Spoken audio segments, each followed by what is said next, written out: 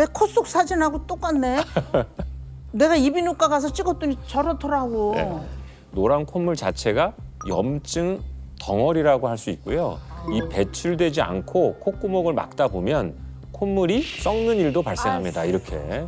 그런데 문제는 이런 염증성 콧물이 생겼다는 건 단순히 코의 문제만은 아니라는 겁니다. 근데 어쩐지 그 숨기를 막는다는데 코의 문제로 이렇게 끝날 수 없는 거잖아요. 부녀 회장님도 비염 증상이 심하면 이렇게 몸살까지 앓는다고 하셨는데. 맞아요. 네. 비염이 심한 날은 머리도 띵 하고 눈도 간지럽고 숨을 제대로 쉬기도 좀 힘들어요. 이렇게 힘든 일인가 싶어, 이 비염이라는 게. 네. 그럴 수밖에 없는 게요. 비염은 좀처럼 쉽게 낫질 않아서 부칠병 또는 난치병이라고도 부를 정도로 귀찮고 짜증나고 지독한 병입니다. 네, 그래서 코 속이 오랫동안 염증 상태로 지속이 되면 염증 물질이 코 속에만 있는 것이 아니라 혈관을 타고 전신으로 이동하게 됩니다. 당연히 코와 가까운 데서부터 염증이 번져나가기 시작하게 되는 거죠. 그래서 조금 제가 알기 쉽게 사진을 하나 준비해 왔습니다. 네. 이 사진이 비염 환자의 얼굴을 촬영한 사진입니다.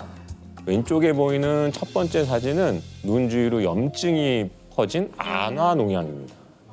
예, 또 이 상태가 지속되면은 실명까지도 이어질 수 있습니다. 예, 그리고 우측에 보이는 두 번째 사진은 뇌 쪽으로 염증이 번져서 뇌 농양이 생긴 상태입니다. 예, 그래서 뇌에 염증 물질이 많아진다는 것은 곧 뇌신경을 손상시켜서 또 이런 뇌 질환 중에 하나인 치매까지도 유발할 수 있습니다. 그래서 실제로 만성 부비동염 환자는 치매 및 알츠하이머병에 걸릴 위험이 33% 증가된다는 연구 결과도 있을 정도입니다. 세상에. 그러니까 코가 막히면 머리가 띵 하고 그래서 그랬던 거네요.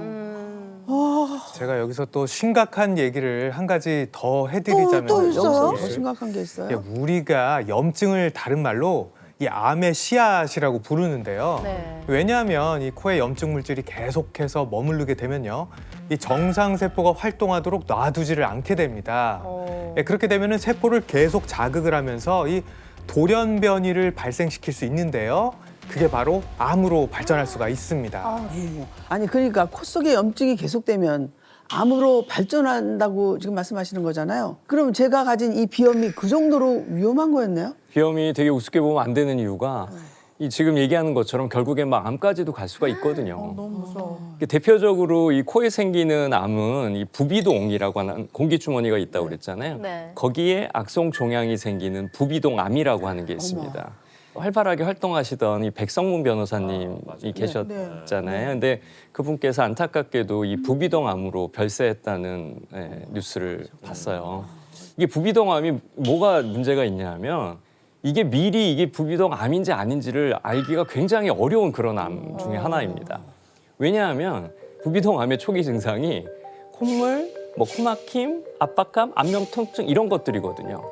근데 이게 처음에는 다 비염으로 생각한단 말이에요. 근데 이게 종양이 점점 커지게 되면 더 아픈데 좀 막히는데 코 막히는데 그러다가 이제 피가 나오는 거를 보게 되는 거죠. 근데 이게 한쪽에서 지속적으로 이렇게 피가 묻어나는 분비물들이 나오고 안면 통증이 심해지면 이게 뭔가 큰일 생겼나 이제 이때 알게 되는 거예요. 그러니까 그 증상들은 우리 저 비염 증상과 똑같잖아요. 처음에 똑같은 거죠. 그렇죠. 네, 그럼 똑같습니다. 우리는 코에 암이 생겨도 비염으로 오해할 수 있겠는데. 대부분 부비동암 환자분들이 그냥 그렇게 방치하다가 눈에 문제가 생기든지 피부가 문제가 생기든지 이렇게 돼서 오시는 경우가 굉장히 많습니다. 네, 이렇게 비염 증상으로 방치할 수 있는 암이 바로 비인도암이 있습니다.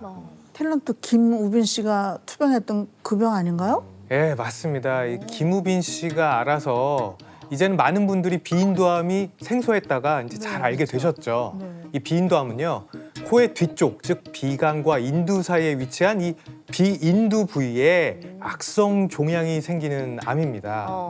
이 암을 유발하는 원인은 굉장히 다양하게 있겠지만요, 이 비인두암 역시 초기 증상은 한쪽 코막힘이나 이 콧물, 그리고 소량의 코피, 그리고 안면 통증 이런 증상들이거든요. 그러니까 이 암을 예방하고 전신 건강을 지키기 위해서는 이 코를 잘 지켜서 이 비염을 예방하는 게 첫 번째고요.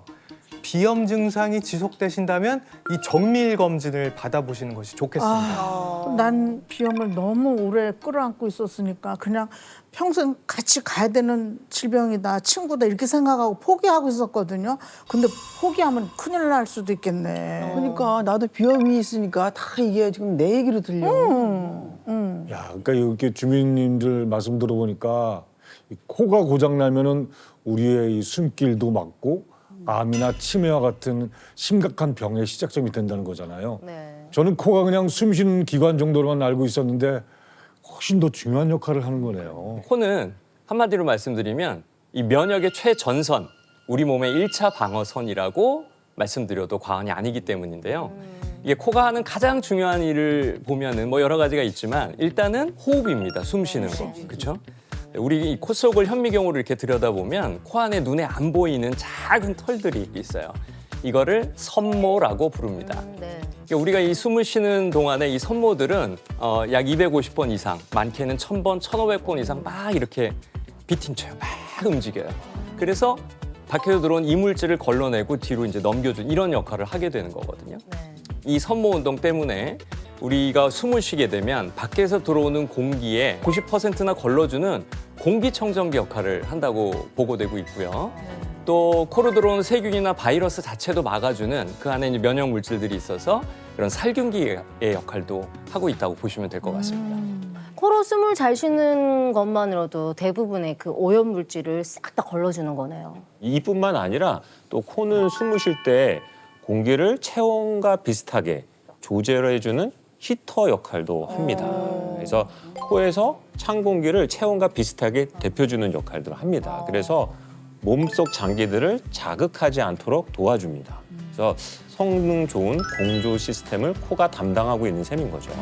그래서 코 건강이 무너졌다는 것은 곧 이 최전방에서 세균과 바이러스 등을 불러들이는 문이 열렸다라는 것을 의미할 수 있습니다. 조선의 장수왕 하면 생각나는 분이 계시죠? 반장님은 잘 아실 것 같은데요. 아, 그러면 제가 사국 많이 했잖아요.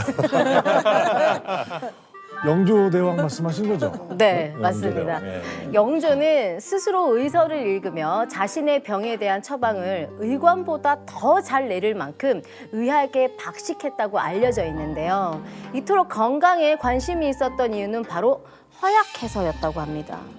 네. 나는 오히려. 그냥 많이 오래 살았다고 그래서 짱짱하신 줄 알았는데 반대로 허약했다는 거네요. 네. 영조는 체질상 튼튼했던 왕이 아니고요. 어릴 적부터 한약을 달고 살았을 만큼 잔병치레가 많았던 왕이래요.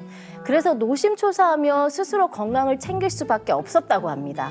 그중 가장 괴로워했던 병이 바로 호흡기 질환이었어요. 네, 제가 이 정총무님을 조금 도와드리자면요. 네. 이 승정원 일기를 보면 영조는 만성적으로 이 산증을 앓았다라는 기록이 있습니다.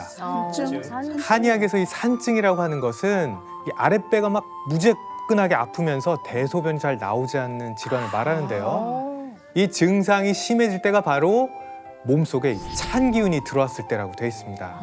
예, 그런데 우리가 좀 전에 배웠잖아요. 우리가 숨을 쉴 때 찬 공기를 따뜻하게 데워서 몸속으로 들여보내는 곳이 어디라고 했죠? 코 속에 섬모. 여기 히터 역할을 하는 그렇죠. 코라고 했잖아요. 네. 네, 맞습니다. 예, 그런데 이 영조도 이 코 관리는 잘하진 못했던 것 같습니다. 영조 11년 기록을 보면요. 네. 재채기와 콧물이 빈발하자 이 신하들에게 원인을 물었는데 신하들이 외부의 공기와 몸의 공기가 달라서 그러니 몸을 따뜻하게 하소서라는 기록도 실제로 있습니다. 근데 사실 이제 이 호흡을 할 수 있는 기관은 코도 있지만은 우리 입으로도 숨을 쉬잖아요. 그럼요, 네. 그럼요. 저도 이 코막힘이 심할 때는 그냥 입으로 숨 쉬거든요. 안 됩니다. 안 돼요? 절대 안 됩니다. 안 된대요. 네, 우리 코가 우리 몸에 이제 천연 필터라고 부를 정도로 이 여과 기능이 뛰어나다고 말씀드렸잖아요. 네. 근데 이제 아쉽게도 이 입은 코만큼 오염 물질을 걸러주는 여과 기능이 없습니다. 그러니까 입으로 숨을 쉬면 이제 걸러지지 않고 들어가는 현상이 일어나게 되는 거죠. 어떤 일이 벌어지는지 영상으로 한번 보여드리도록 하겠습니다. 네, 먼저 우리가 건강한 상태에서 코로 제대로 숨을 쉬면은요, 호흡하는 과정에서 들어오는 세균이나 바이러스 같은 오염물질이 코점막에 의해 깨끗하게 걸러져서 이 산소가 몸으로 들어가게 되는 겁니다. 이렇게 보시면 밖에서 들어오는 거를 한번 걸러주고 깨끗한 것만 들어가게 되는 거죠. 네. 하지만 이 비염으로 인해서 코가 막혀서 입으로 숨을 쉬면 어떻게 되는지 한번 보실까요? 아이고. 그대로. 이 보시는 것처럼 입에는 이 여과 기능을 할 수 있는 어떤 게 방어막도 거의 없기 때문에 네. 이 오염 물질이 그대로 몸속으로 들어갈 수밖에 없게 되는 겁니다. 그러니까 우리가 코로 이렇게 숨을 못 쉬어서 입으로 쉴 때마다 저렇게 많은 오염 물질이 몸속으로 들어갔다고 있는 거죠. 네. 이렇게 되면 몸속에서는 정말 난리가 나겠는데요. 네, 맞습니다. 이 오염물질이 몸속으로 들어갔을 때 가장 먼저 직격탄을 맞는 곳이 바로 우리 폐인데요. 폐렴은 국내 사망 원인 3위자 또 호흡기 질환 중 사망 원인 1위를 차지하는 매우 위험한 질환입니다. 그 이유를 보면 우리가 입으로 숨을 쉬게 되면 기도를 통해서 오염물질이 폐로 직행을 하게 됩니다. 예, 그렇게 되면 이 폐는 이를 견디지 못하고 딱딱하게 굳는 폐 섬유화가 일어날 수 있는데요. 특히 노화로 인해서 폐 기능이 약해져 있는 고령자에게 있어서는 사실 폐암보다 더 위험한 질환으로 알려져 있어요. 네. 왜냐하면 이 폐는 한번 손상이 되면 재생되기 어려운 장기이기 때문인데요. 그만큼 폐 기능을 잃게 되면서 산소를 받아들이는 능력이 계속 감소하게 되는 겁니다. 연구에 따르면 비염이 있는 경우 기도 전체가 염증성 반응에 취약해지면서 이 폐렴과 같은 감염 질환의 위험이 더 높다라고 하고요. 또 중증 만성 부비동염 환자에게서 이 폐렴 위험이 최대 20배까지 높아질 수 있다는 보고도 있습니다. 저도 그냥 이제 나이가 들면 의뢰 겪는 현상이겠거니 이렇게 생각했는데요. 이제는 코가 고장나지 않았나, 입으로 숨을 쉬는 건 아닌가 체크 좀 많이 해봐야겠습니다. 네, 네. 예. 네, 그래서 반장님 이게 통계에 따르면 전체 성인의 약 30%가 코로 숨을 쉬지 못하고 입으로 호흡을 하고 있다고 하거든요. 또 잠을 잘 때는 성인의 60%가 코가 아닌 입으로 호흡을 하고 있다고 하는데요. 입으로 숨을 쉰다는 증거를 하나 들고 왔거든요. 네. 이게 어느 초등학교 학생이 쓴 시인데요. 제가 한번 읽어볼게요. 드르렁 드르렁 아빠의 코 고는 소리. 책 읽을 때 조용하고 평소에도 조용한데 잠잘 때만 시끄러워. 아빠가 힘드신가? 아빠가 피곤하신가? 시끄럽지만 괜찮아요. 편하게 주무세요.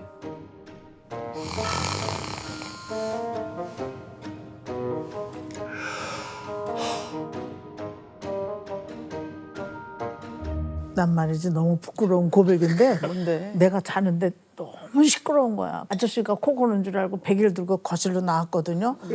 근데 코 고는 소리가 계속 들리는 거야. 내 코가 막혀가지고 내가 고는 코 소리였던 거야. 아. 근데 일어나면 목도 칼칼하고 막 입도 바짝 말라 있고 그렇더라고요. 그런 날은 아침이 되면은 잔 건지 만 건지 막 우울한 마음도 들고. 단순하게 코골이를 잠만 못 잔다라고 생각하시면 안 됩니다. 예, 이 코골이가 왜냐하면 돌연사를 부르는 지름길일 수 있습니다. 예, 세상에. 겁주려고 하는 말이 아니라 진짜 사실입니다. 예, 코골이 자체가 우리 몸에 필요한 산소를 충분히 호흡하지 못했다는 증거입니다. 특히 수면 중에 짧게는 10초, 길게는 30초 이상 호흡이 멈추는 수면 무호흡증 같은 경우에 산소 공급이 아예 끊긴다는 신호입니다. 그러면 우리 몸속에서는 어떤 일이 벌어지냐면 우리 몸에 산소가 부족하니까 심장은 산소를 더 보내기 위해서 급하게 더 수축을 하면서 혈액을 빨리 돌리려고 합니다. 그러니까 혈압도 높아지고 그걸 통해서 혈관도 손상을 입게 됩니다. 네. 그래서 혈관 질환인 심근경색, 뇌졸중과 같은 돌연사의 위험이 커지게 되는 거죠. 그래서 저희가 실제로 수면 무호흡증을 가지고 있는 환자의 경우 뇌졸중 발병률이 4배에서 5배 높고요. 돌연사의 위험도 54% 증가한다는 연구가 있습니다. 예. 그런데 이 코골이와 수면 무호흡증의 원인이 바로 비염이라는 거죠. 그러니까 이게 수면 무호흡증이라는 게 자기 자다가 일어나는 일이잖아요. 근데 네. 전혀 모를 수밖에 없죠. 근데 거기에 뭐 돌연사까지 발생할 수 있다고 하니까 옆에 있는 가족들이 꼭 얘기해 줘야겠어요. 그죠? 저도 저희 남편한테 꼭 이제 말해줘야겠어요. 얘기해줘야 될 것 같아요. 코골이도 고치고 잠을 자려면 코를 고쳐야 한다. 네. 아니 그런데요, 우리 그 아파트 주민 중에 비염 수술하고 나서도 비염이 재발해서 막 고생했다는 주민이 있더라고요. 근데 그분 최근에 만나보니까 아주 말끔하게 나오셨다더라고요. 한번 만나보실래요? 아니 왜 준직에 그런 얘기를 안 해줬대요? 지금 얘기하죠. 얼른 만나러 갑시다. 요즘 숨을 제대로 쉰다는 주민님을 만나봅니다. 안녕하세요. 관상에서 오셨죠? 비염 탈출에 성공한 홍맑은 주민님입니다. 어디를 갔다 오셨을까요? 이번에 제주도에 얼마나 있었지? 이번에 한 반 달 정도 있었나? 한 달의 절반은 제주도에서 산다는 홍맑은 씨. 여기에는 특별한 이유가 있다는데요. 제가 비염이 너무 심해서 한 달에 반 정도는 제주도에 가 있어요. 도심 속 나쁜 공기를 피하기 위해 요양을 간 셈인데요. 두 집살이를 한 지도 벌써 2년 차랍니다. 청소하자. 나 먼지 민감한 거 알지? 여행 가방을 정리하자마자 청소에 나선 홍맑은 씨. 그녀에게 먼지 털이는 필수품인데요. 집안 구석구석 먼지 한 톨도 용납하지 않습니다. 여기 이거 손이 잘 안 닿는다. 이거 와서 좀 도와줘야 돼. 먼지 많은 거 봐.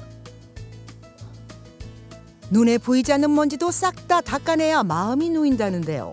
이게 문 열 때도 먼지가 풀풀 날리잖아요. 이런 먼지 때문에 정말 고생 많이 했거든요. 재채기 나고 콧물 나고 진짜 괴로워요. 홍맑은 씨가 유별날 정도로 먼지에 예민하게 된 건 약 20년 전입니다. 제가 직업이 메이크업 아티스트거든요. 여러 현장을 다니는데 일을 하다 보면 가루가 많이 날려요. 그리고 작업을 하다 보면 먼지, 진한 양 이런 데 많이 노출되거든요.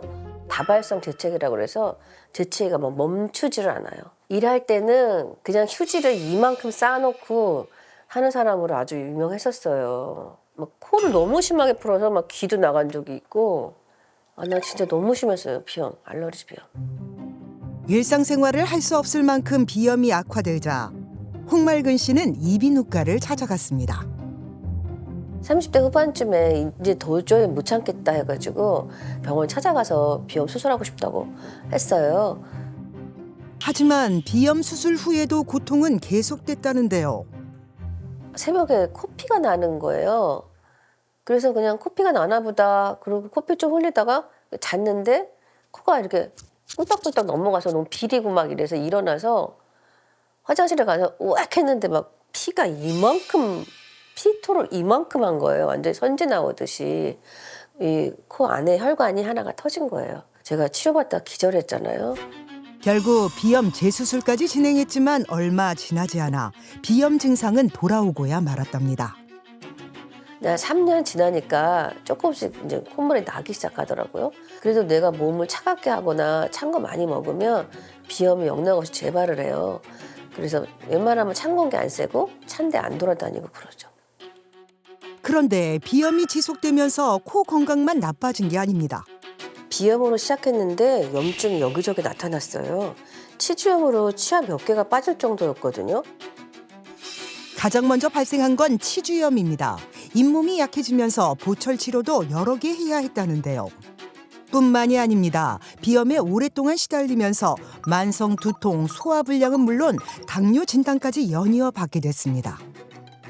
나이가 먹어서 당뇨가 왔는데 생각해보니까 비염도 염증인데 이 비염 때문에 그런 거 아닌가 하는 생각이 들어요. 홍맑은 씨는 비염을 극복하기 위해 약이나 수술에 의존하기보다는 생활 환경을 바꿔보기로 했다는데요.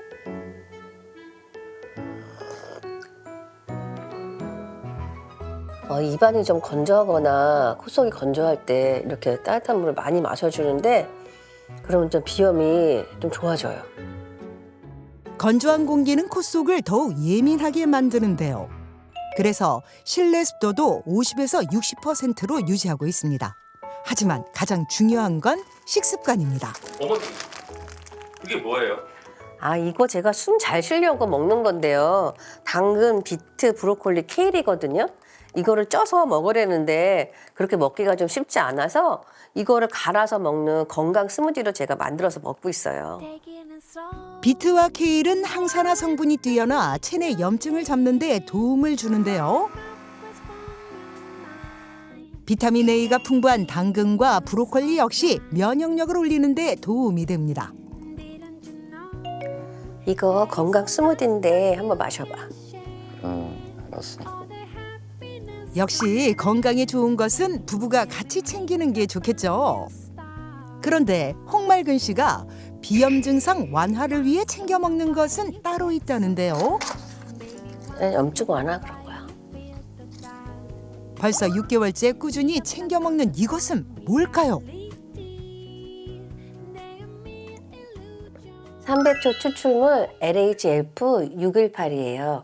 제가 비염이 심해서 결국 수술도 하고 이런 거 저런 거 좋다는 거 다 해봤는데 이거 먹고서 재채기도 좀 덜하고 콧물도 덜하고 코막힘도 좀 덜해서 비염에 많이 도움이 됐어요.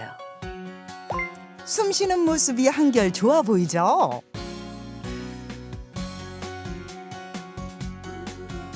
홍말근 씨 부부가 운동을 나왔습니다.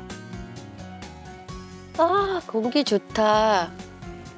숨쉬기가 편해. 비염이 심할 때는 겨울철 야외 활동은 아예 생각도 못했답니다. 하지만 요즘은 매일 30분 이상 산책을 하고 있는데요. 주민님, 콧속이 뻥 뚫려 숨을 잘 쉬는 모습을 보니 부럽네요. 비염 증상이 완화되면서 홍말근 씨는 전반적인 건강이 나아진 것 같다고 합니다. 그래서 취미 활동이나 여행도 점차 늘려가고 있다는데요. 전에는 날 추울 때 나와서 운동 못 했거든요. 그럼 비염이 더 심해지는데 지금은 비염이 완치가 돼서 숨도 잘 쉬게 되고 너무 기분 좋아요. 수술해도 재발했다니 얼마나 속상했을까요? 그래도 저렇게 자신만의 방법을 잘 찾아내서 비염의 고통에서 벗어났다니 정말 다행입니다. 그러게요. 숨 쉬는 게 얼마나 당연한 일이에요. 근데 그게 힘들면 너무나 괴로운 거 아니에요? 아우, 나도 제대로 숨을 쉬기 위해서라도 빨리 주민님의 비법을 배워봐야 되겠어요. 맞아요. 그래서 열심히 영상을 이렇게 제가 봤는데 비염 타파에 성공한 특별한 비결이 있더라고요. 300초 추출물을 드시던데 이게 핵심 비결 맞죠? 주민님이 참 정말 잘 선택을 하셨네요. 네. 이 300초는요. 꽃과 잎, 뿌리가 모두 하얗다고 해서 300초라고 부르는데요. 이 예로부터 신경부 활성 등에 있어서 양리학적 활성을 나타내 와서 즉 약용식물로 아주 널리 사용돼 왔습니다. 이 특히 염증성 질환 치료를 위해서 사용돼 왔는데요. 그래서 우리 몸속의 독, 그러니까 염증을 가라앉힌다고 해서 해독의 식물로 불리기도 했습니다. 이 300초가 얼마나 활약을 했는지 이 의서에도 기록이 돼 있는데요. 많이 아시겠지만 동의보감이 이 임진왜란 중에서도 지필이 되었었거든요. 이 임진왜란은 무려 7년 동안 이어진 7년 전쟁이라고도 부르는데요. 그때 허준 선생이 발견한 것이 바로 이 300초였습니다. 동의보감에 따르면 300초는 독을 풀고 염증을 가라앉히며 부종을 다스린다고 표현을 했습니다. 이 말하자면 전쟁 중에 사람을 구한 이 해독의 식물인 거죠. 그런데 우리나라뿐만 아니라 이 중국 의서에도 기록이 돼 있는데요. 이 본초 강목 기록에도 300초가 열을 식히고 독을 없애며 인후통, 염증을 완화한다라고 기록하고 있습니다. 정말 그야말로 약이 된 식물이 많네요. 요즘에도 많이 재배를 하고 있나요, 근데? 근데 그게 아쉽지만 현대에는 이 300초를 함부로 채취하거나 마음대로 섭취할 수 없는 식물입니다. 왜냐하면 이 300초가 현재는 멸종위기 식물로 지정이 되어 있어서 국가에서 관리를 하고 있습니다. 그러니까 즉 아주 귀한 식물이라는 거죠. 예. 그런데 앞서 주민님이 이 비염 탈출을 위해 드셨던 300초는요. 300초를 과학적으로 연구해서 유효한 성분만 추출한 LHF618이 나와서 쉽고 편하게 섭취할 수 있습니다. 자연유래 성분으로 부작용이 거의 없을 뿐만 아니라 식약처로부터 면역 과민 반응에 의한 코 상태 개선에 도움을 줄 수 있으므로 인정까지도 받은 상태입니다. 그렇게 약용 식물로 전해져 내려오다가요. 현대에 와서 비염에 좋은 어떤 성분이 있는지 알아낸 거죠, 그죠? 네, 맞아요. 이 현대 의료로 도대체 이게 삼백초에 어떤 성분이 있길래 이 독을 가라앉히고 비염에 도움을 주는가 이런 걸 좀 분석을 해봤거든요. 네. 예상했던 대로 강력한 이 항염 성분이 발견되었습니다. 예, 이제 그게 바로 미켈리안이라는 성분인데요. 이 미켈리안이는 이게 식물이 자신을 보호하기 위해서 이게 만들어내는 물질인 걸 플라보노이드라고 하거든요. 그 플라보노이드 일종입니다. 꾸준히 섭취할 경우 알레르기 반응을 일으키는 이 염증 세포의 이 증식을 억제할 수 있는 거를 알게 된 거죠. 삼백초 추출물이 염증을 잡는데 이게 얼마나 집요한지 한번 실험을 통해서 보여드리도록 하겠습니다. 네. 이 자동차 레일을 우리의 혈관이라고 가정을 하고요. 이 자동차를 삼백초 추출물이라고 가정을 한번 해보겠습니다. 근데 우리가 삼백초 추출물을 섭취하면 혈관을 따라서 이게 마치 순찰하듯이 혈액을 타고 계속 돌아다니게 되는데요. 네. 혈관에 염증 물질이 발생하게 되면 어떻게 되는지 한번 볼까요? 어머나. 아, 정말 어떻게 하는 이야. 그죠? 와. 네. 오, 다시 이제 뚫리는 살아있어요. 겁니다. 네. 네, 염증 물질을 만나자마자 이게 마치 이게 표적을 만난 것처럼 강력한 항염 성분을 내뿜어서 이 염증 물질을 없애는 걸 확인할 수 있는데요. 실제로 이 삼백초 추출물 LHF618을 섭취했을 때 염증 세포 수는 거의 90%가 감소되고요. 염증 물질은 약 41%가 감소되는 것을 확인할 수 있었거든요. 그러니까 이런 반응은 그러니까 염증을 가라앉히는 약물인 덱사메타손과 유사한 작용을 한 결과입니다. 그러니까 다시 말씀드리면 이 삼백초 추출물은 이 비염을 비롯한 호흡기 염증을 가라앉히는데 탁월한 도움을 줄 수 있다는 거죠. 여기에 이 삼백초 추출물에는 세균과 바이러스를 억제하는 성분인 데카날과 또 호흡기 염증을 가라앉히는 탄닌 같은 성분도 풍부하기 때문에 이 코 점막을 튼튼하게 하고 또 염증을 다스리는데 도움이 될 수 있습니다. 그러면 이 정도면은 염증이 뭐 훨씬 더 못하겠어요. 그래서 삼백초가 염증 때려잡는 해결사라고 해도 정말 과언이 아닐 것 같으네요. 그러니까요. 우리가 비염 때문에 그 입으로 숨을 쉬게 되면 그 온갖 오염 물질이나 염증 물질이 여과 없이 이렇게 몸에 들어온다고 말씀하셨잖아요. 그런데 삼백초 추출물 속 그 미켈리아닌이 활약을 해준다면 염증 걱정도 없을 것 같아요. 우리가 코가 막혀서 입으로 숨을 쉬게 되면 가장 먼저 망가지는 것이 어디라고 했죠? 폐. 그렇죠. 바로 폐죠. 특히 고령층에게는 사망과 직결된 장기가 바로 폐라고 계속 말씀드리고 있는데요. 우리나라는 OECD 국가 중 이 폐기능 악화로 인한 천식 사망률이 2위에서 3위에 오를 만큼 고령자 폐질환이 심각한 상태입니다. 그런데 강력한 항염 작용이 있는 이 삼백초 추출물 LHF618을 꾸준히 섭취하면은 폐 건강을 지키는 데도 도움을 줄 수 있습니다. 그래서 삼백 추출물 LHF618이 폐 건강에 어떻게 도움이 되는지 제가 이제 사진을 좀 보여드릴 건데요. 실제 폐에 미세먼지를 유발시켜 폐 염증을 유도한 실험쥐에게 방금 말씀드린 이 삼백초 추출물 LHF618을 경구 투여해봤는데요. 폐 손상 전도가 줄어들었고요. 폐 염증 완화에 도움이 된 사실을 확인해 볼 수 있었습니다. 우리가 이렇게 비염이 오래되면 체내 염증 물질이 순환하면서 특별한 원인이 없어도 이 염증성 질환을 앓을 수가 있는데요. 이 대표적인 것이 코뿐만 아니라 이 위에 염증이 생기는 위염입니다. 그런데 이 삼백초 추출물이 강력한 항염 작용이 있다 보니까 손상된 위를 개선하는 데도 도움을 줄 수 있다고 합니다. 실제 연구에서도요, 이 스트레스성 위염으로 위 출혈이 발생한 상태에서 손상된 부위에 이 삼백초 추출물을 투여해봤다고 해요.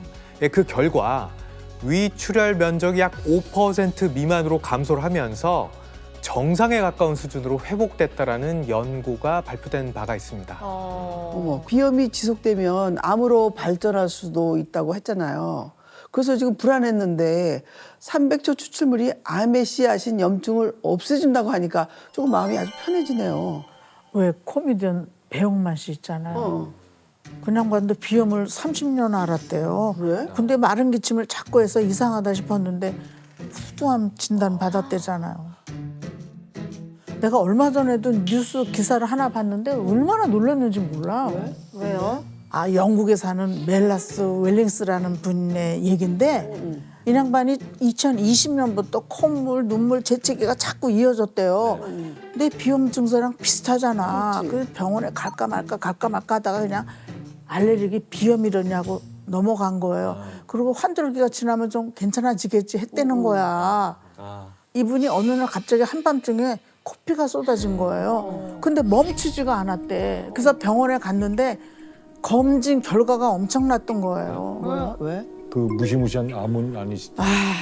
우리가 슬픈 예감은 틀리지가 않습니다. 그 양반이 부비동에 흑색증 진단을 받았다는 거예요.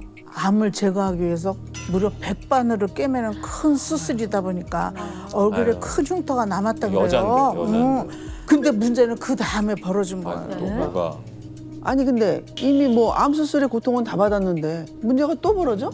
맞아요. 암이 재발이 무섭잖아요. 재발. 15개월 만에 암이 다시 재발을 한 거예요. 우리가 왜 코와 가장 가까운 것이 눈이잖아요. 근데 암과 눈과 주변 뼈까지 다 침범한 게 확인돼가지고 결국 한쪽 눈을 제거할 수밖에 없었다고 그러더라고요. 아이고 세상에. 부비동 부비동 흑색. 흑색.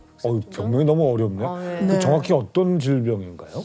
코 옆 부비동 점막에 종양이 생겼다는 거고요. 이 흑색종은 사실 피부나 점막에 생기는 악성 종양이에요. 그러니까 넓은 범위에서 그냥 암의 일종이라고 볼 수 있는 거죠. 문제는 이 흑색종이 진행 속도가 매우 빠른 종양이라는 겁니다. 그래서 초기에 발견하기도 어려워서 또 생존율이 낮은 암 중에 하나로 꼽히거든요. 예, 그런 만큼 계속 강조하지만 비염 증상이 계속 지속되었다면 좀 이상함을 느끼고 병원에서 검진을 받으셨으면 좋겠습니다. 증상이 똑같으니까. 네. 우리 나이쯤 되면은 암을 정말 걱정하거든요. 비염 갖고 계신 분들 두 분 정말 네, 조심하셔야겠어요. 아우, 그러게요. 완전 저 윤석 선생님 병원을 가려고. 그러니까요. 예. 실제로 세계보건기구와 국제암연구소에서는 만성으로 변한 염증은 암 발생의 주요 생물학적 배경이라고 이야기하기도 합니다. 그래서 강력한 항염 작용을 하는 이 300초 추출물을 이 암 예방을 하는데 도움을 줄 수 있습니다. 그래서 제가 사진 하나를 좀 보여드리도록 하겠습니다. 자, 여기 보시는 거는 유방암 줄기세포를 촬영한 사진입니다. 네.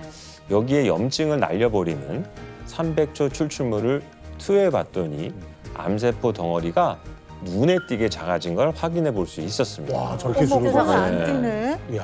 정말. 엄청 부럽죠. 예. 아니 암덩어리가 정말 눈에 띄지 않을 정도로 작아졌네요. 네, 그런데 이렇게 우리 몸속의 장기들이 건강해진다 하더라도 결국 코 건강을 지키지 못하면은 다시 염증이 들어와서 건강이 악화되는 거잖아요. 네. 도로아미타불 이렇게 되는 거네. 도로아미타불. 그러니까요. 그러니까 가장 기본으로 지켜야 할 것이 코 건강이다 이렇게 생각해야 된다는 거죠. 다시 말씀드리면 이 비염을 물리쳐야만 다른 질병도 예방할 수 있다는 그런 뜻입니다. 그런데 이 항염증과 항산화 능력이 뛰어난 이 300초 추출물을 꾸준히 섭취하면 네. 비염 증상도 개선하고 또 다시 코의 기능을 되돌리는 데도 도움을 받을 수 있는 거죠. 네. 이 깔때기를 코라고 가정을 하고요. 이 보시면 이 노란색 염증이 가득해서 이 코 속이 꽉 막혀 있는 그런 상태인데요. 네. 아유, 코를 어떻게 쉬어 저걸. 야, 숨을 못 숨 쉬겠어. 들어갈 틈이 없네. 자, 이때 300초 추출물을 꾸준히 섭취하면 어떻게 될까요? 어머. 아유, 우와. 쑥 내려가. 완전히 내려가네. 체감 있으시죠? 진짜. 보시면. 네. 300초 추출물을 섭취했더니 이 통로를 막고 있던 염증이 배출되면서 이 막혀있던 코가 시원하게 뻥 뚫리는 걸 볼 수 있는데요. 자, 이런 결과는 실제 사람을 대상으로 한 연구에서도 확인할 수 있었습니다. 이 300초 추출물 LHF-618을 꾸준히 섭취시켜 봤더니 코 가려움과 재채기 증상은 41% 개선되고요. 맑은 콧물이 물처럼 흐르는 수양성 콧물은 44%. 비염 증상 중 가장 이제 괴로운 증상 중 하나죠. 이 코막힘 증상은 34%가 개선된 것으로 나타났습니다. 여기서 더 놀라운 사실은 이게 섭취를 중단한 후에도 2주 뒤에도 이 개선된 상태가 유지되었다고 합니다. 그동안 비염 때문에 정말 고생이 이만저만이 아니었거든요. 비염을 해결할 수 있는 확실한 방법을 오늘 배워갑니다. 그렇죠. 그리고 또 코 건강을 위한 선택인 만큼 삼백초 추출물에 대해서도 더 잘 알고 챙겨야 할 것 같은데요. 그 섭취할 때 그 주의해야 할 점도 짚어주셨으면 좋겠어요. 네. 이 삼백조 추출물의 권장 섭취량은 하루 약 450mg인데요. 과유불급이라고 하죠. 네. 좋다고 너무 많이 드시지 마시고 이 권장량을 지켜서 딱 복용하시는 게 좋겠습니다. 이 비염은 이 만성 질환처럼 우리 몸에 딱 달라붙어 있는 것만큼 이렇게 꾸준히 정기적으로 꾸준히 챙기시는 게 좋겠습니다. 그리고 이 삼백초 추출물을 더욱 건강하게 섭취하시려면 식품의약품안전처에서 개별 기능성을 인정받은 LHF 618 제품인지 또 인체 적용 시험을 통해 안정성이 검증된 원료인지 꼭 확인해 주시고요. 마지막으로 특정 질환이 있거나 또 알레르기 체질인 분은 전문가와 상담하신 후에 드시는 것을 권장해 드립니다.